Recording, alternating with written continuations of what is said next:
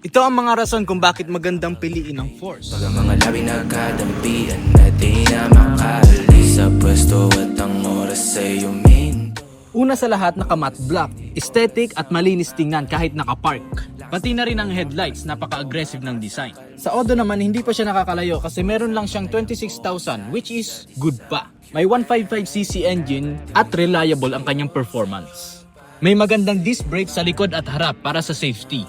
Meron siyang komportabling upuan para sa 2 tao. Meron din siyang magandang storage space para sa school, trabaho at iba pa. Madami, dapat ako sa'yo kung meron ka rin iba dyan, ayos yan.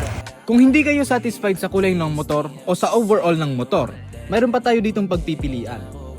Kung gusto mo na boss kunin ang motor, mag-message lang or mag-comment kayo sa akin at huwag nyo na rin kalimutan mag-follow. Sa freebies naman, meron kayong 3 months of warranty, free change name, insurance, 3 bottles of oil, at phone holder. Kung ayaw nyo ng phone holder, helmet.